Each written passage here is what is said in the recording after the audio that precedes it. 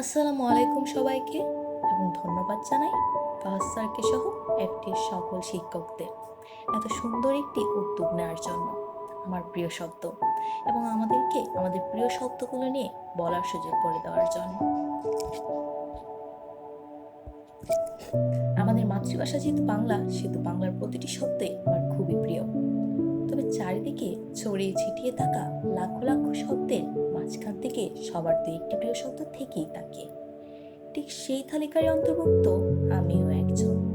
আমার প্রিয় শব্দ বোন। এই শব্দটি আমার নিকট অতি প্রিয় হওয়ার কারণ অনেকই রয়েছে। একটা বোন থাকা সত্যিই অনেক ভাগ্যের ব্যাপার।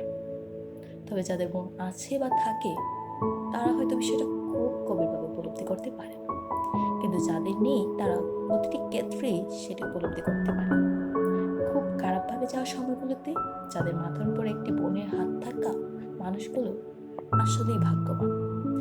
একটি বোন হচ্ছে আল্লাহর দেওয়া একটি শ্রেষ্ঠ উপহার। মায়ের পরে কেবল একজনই পারে ঠিক মায়ের মতো করে ভালোবাসতে, ঠিক মায়ের মতো করে যত্ন করতে, এবং সেই মানুষটিই হচ্ছে বোন। আমি খুব ছোট থেকে যখন সবার সাথে তাদের বোনদের সম্পর্কগুলো দেখতাম, আমি খুবই আশ্চর্য হতাম এবং অনেক আফসোস হতো, ভাবতাম ইস, আমার যদি একটা বোন থাকতো।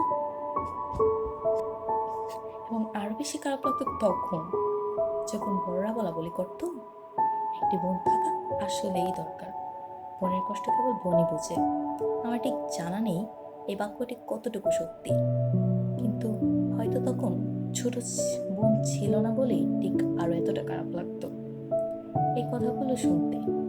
আর যেহেতু ছোট ছিলাম, ভাবতাম বড়রাও এমনটি বলছে, তার মানে হয়তো আসলেই একটি বোন থাকা খুবই ভাগ্যের ব্যাপার। তবে এখন নিজের বোন থাকাতে আমি সত্যি বিষয়টি উপলব্ধি করতে পারি যে আসলেই বোন শব্দটি খুবই মূল্যবান।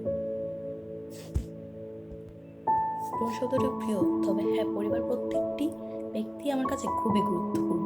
তার প্রত্যেকেই আমার প্রতিটা খারাপ সময়ে আমার মাথার উপর হাত রাখে, কিন্তু বোন শব্দটি আমার কাছে একটু বেশিই প্রিয়।